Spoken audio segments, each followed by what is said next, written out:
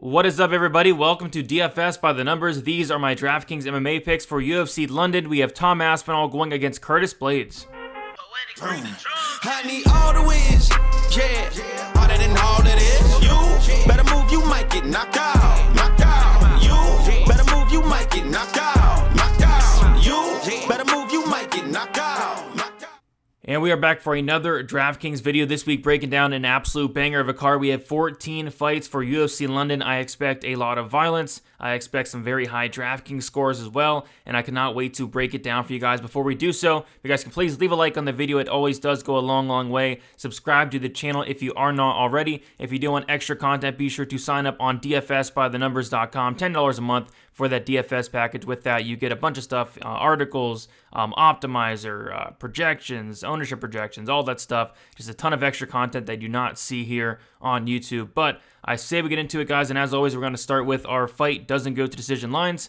And yeah, I expect a lot of violence, like I said, and there's even some fights that are not on this list that I do think are going to finish. But the first one being Blades Aspinall, minus 300, fight doesn't go to decision. I think this fight absolutely does finish. We have Tom Aspinall, who has a 100% finish rate in both his wins and his losses. Tom Aspinall has also never seen a third round in his entire career. That is 14 fights. I kind of feel like this is Aspinall early. I think he has some high upside, finish early upside. Early finish upside 8,300, and then Curtis Blades. It is extremely hard to ignore Curtis Blades' upside. I think if he wins, it could be an early finish as well, but more so a late finish. He's averaging 6 takedowns per 15 minutes. I guess it's all going to come down to who can get their way. If Blades is able to get this fight down to the mat early and often, I think he can rack up a ton of DraftKings points with the takedowns. And if Tom Aspinall is able to find the finish early, I think he puts up a big score as well. So I'm nearly split 50-50 on this main event. Very tough fight to call, but I do know one thing. I think this fight scores a ton of DraftKings points, and at 8,300, 7,900 for Blades there, it is very hard to ignore this main event.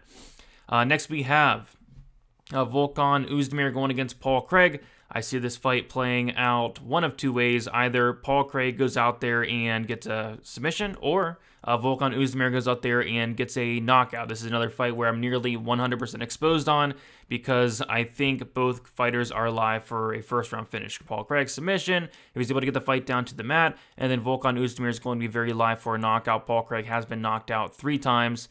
Paul Craig, a 100% finish rate in both of his wins and his losses. He's only been to decision once. That was a draw against Shogun, but the other, 22 fights, he has had a fight, and it's at the distance. So I think this fight does finish as well. I'm going to another fight where you want to have both sides. You have Volkan with that first-round knockout upside. You have Paul Craig with that first-round submission upside. I think the winner is on the optimal lineup there. So another fight I'm very heavily invested in. Paddy Pimblett going against Jordan Levitt. Yeah, more so on the Paddy Pimblett side myself. I think there will be some ownership on Jordan Levitt. A lot of love from this week. But yeah, I like Paddy Pimblett here quite a bit, 8,900. Yeah, this fight doesn't go to decision line is extremely wide, though. Minus 255 fight doesn't go. I do think this fight finishes, and I do think Paddy does go out there and get the finish. He has a 77% finish rate. Jordan Levitt never been finished, though, but I do think Paddy Pimblett could potentially hurt him, knock him out on the feet, and I feel like he could also break Jordan Levitt with his pace and his pressure. Jordan Levitt does slow down as the fight goes on, so this is a fight where I'm more so on the Pimblett side. I have a little bit of Levitt, but I'm more confident on Pimblett in this spot.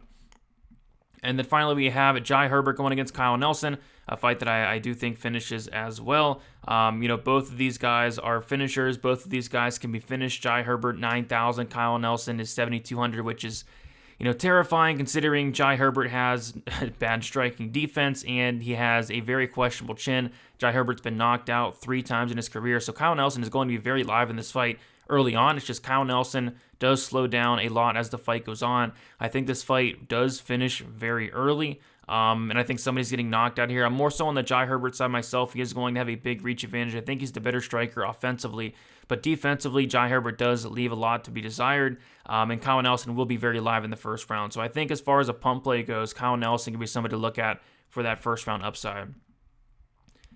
All right, next we'll go to our core plays here. My favorite plays on the slate, starting with Tom Aspinall, 8,300, and it's about 50-50 here. I'm going to have about 50% Aspinall, about 50% Blades, somewhere around that area.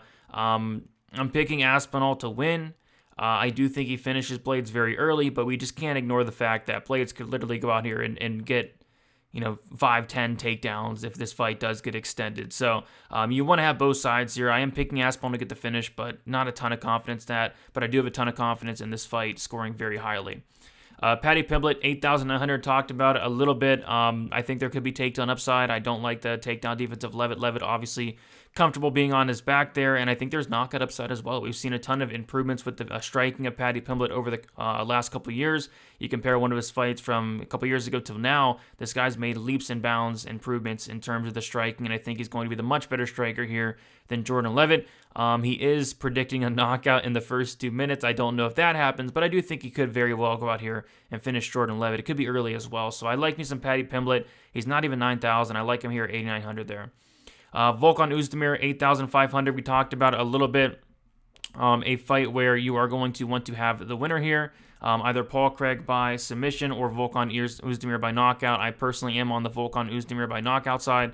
You can never count out a guy like Paul Craig ever. He's always going to be live, but Volkan Oezdemir has no desire to grapple, unlike Krylov in his last fight. Jamal Hill wanted to test his grappling, he said, and there's just been other instances where guys are comfortable to be on top of Paul Craig, and they're having success. They're almost getting him out of there, and then Paul Craig's able to lock something up, and just Volkan's going to have no reason to go down there to the mat with Paul Craig. I think Oezdemir does knock out Paul Craig in the very first round, but you best believe I'm going to have Paul Craig in some lineups. You never want to count on a guy like Paul Craig there.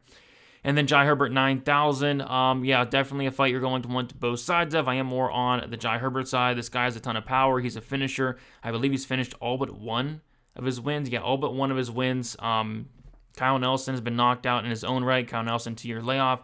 Kyle Nelson about 1 round of cardio, no striking defense. I think Jai Herbert is the much, much, much more talented fighter in this fight. And that doesn't mean he's going to win the fight, but I do think he should go out here and knock out Kyle Nelson, probably in the first round. But if this fight does get extended, it does heavily favor a guy like Jai Herbert.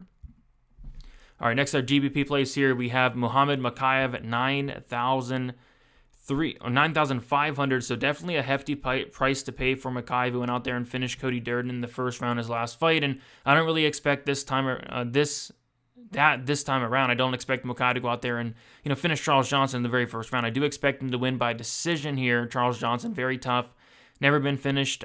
Submission defense seemed to be on point, but what I do expect from Makayev is a lot of takedowns, a lot of control time. If he is able to win that decision, I do think those takedowns and control time are going to really add up. And I also think that Makayev does have a good, or I think Johnson does have a good get-up game, so that could lead to more takedowns here. So you're getting takedowns, control time, and a bunch of it probably. So 9,500, definitely a steep price to pay. Not my favorite play in the world, but I definitely will have some Makayev this week. Mark Diakase, 9,100, another guy with some really good grappling upside, wrestling upside. We've seen it in his last fight against Slava Claus, who went out there and completed a million takedowns, and I feel like that is definitely on the table here against Damir Hadzovic, who has literally like a 34% takedown defense. I think the path to victory is just glaring. Mark Diakase needs to go out here.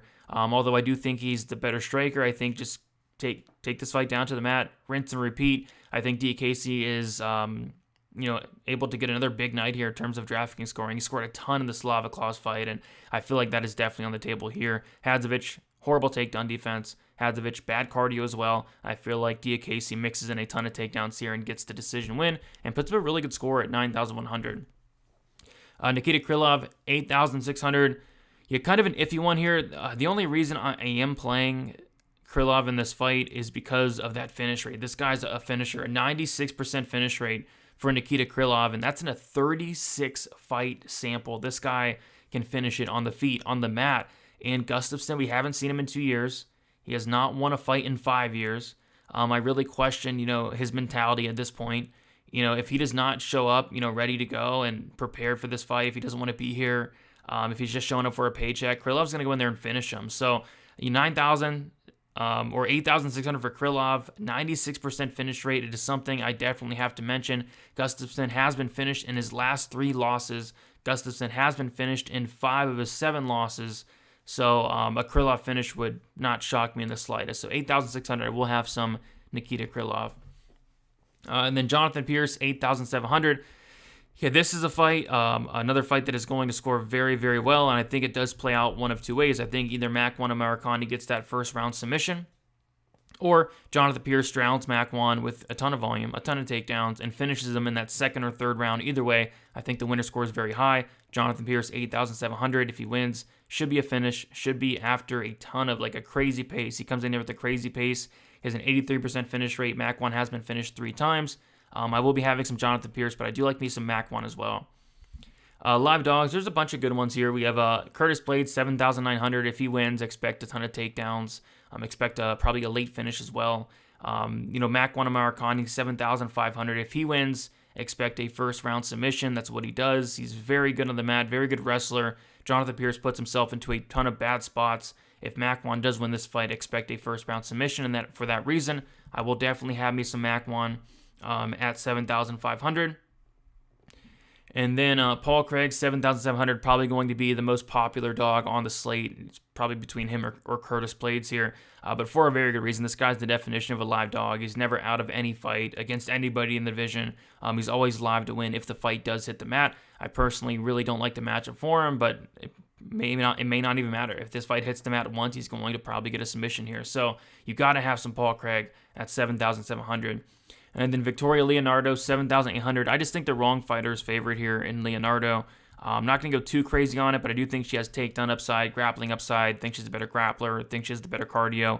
And if she can't get on top, she's pretty good on there. So don't mind some shots here on Victoria Leonardo. I don't think anybody's really going to be playing this fight, and I do think she'll be very low owned. Just another salary saving option there with her. But yeah, these 4 live dogs, especially Curtis Blades, Amirkhani, Paul Craig, Leonardo. Some really good live dogs this week, although we have some really wide lines, but those are some solid ones. Like Gustafsson, 7,600. Could be somebody else to look at if Gustafsson does show up. He very well could beat Krylov. Other than that, that's probably about it. There's like a bunch of pump plays as well. Again, a bunch of big favorites this week. All right, and then the pump plays, the one really sticking out is Kyle Nelson, 7,200, and I'll kind of touch on someone else that sticks out a little bit. But Kyle Nelson, he's gonna go in there and try to do one thing. He's gonna try to knock out Jai Herbert in the very first round, and I think that is most definitely on the table considering Jai Herbert, really poor striking defense, really poor chin. Jai Herbert's been knocked out a ton. He's been finishing all of his losses. Kyle Nelson hits like a truck. Kyle Nelson, if he does win, it's going to be in the first round. So got to have some Kyle Nelson as far as a pump play goes. If he wins, expect a first-round knockout. And then the other guy I was kind of looking at as far as a pump play, Claudio Silva's interesting, 7,400. We have a lot of these round one or bust guys. He seems like a round one or bust guy to me. If he does win, probably is going to be a first-round submission. The guy's 39. Dalby's never been finished, never been submitted, so that's kind of scary there. But yeah, Claudio Silva, he's going to go in there. He's going to try to look to get the fight down to the mat early. If he does win, I think it's probably a first-round sub. But yeah, Kyle Nelson, Claudio Silva, some pump plays, and then there's a bunch of cheap guys this week. Like you got Charles Johnson, you got Ludovic Klein, you got guys like that, Hannah Goldie, guys like Jordan Levitt, which I don't really see myself playing in really any of those a ton, but a bunch of pump plays this week. Charles Rosa.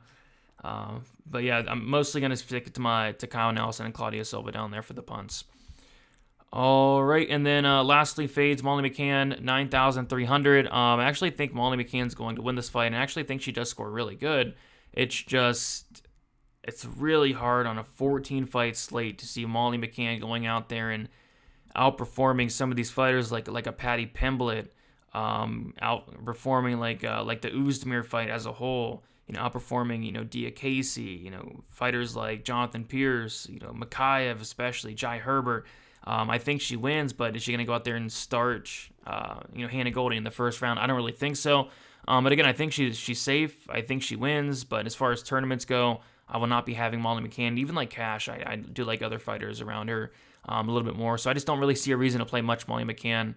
But I do think she wins, and I do think she scores okay. And yeah, guys, that is about it. Thank you so much for watching. Went over all the plays there. Should be a very fun card. UFC London. Cannot wait for it. Lots of finishes. And then some pretty high scores as well. Looking forward to it. Leave a like on your way out. Subscribe. All the good stuff. We'll talk to you guys very soon. And good luck this week at UFC London. See you guys.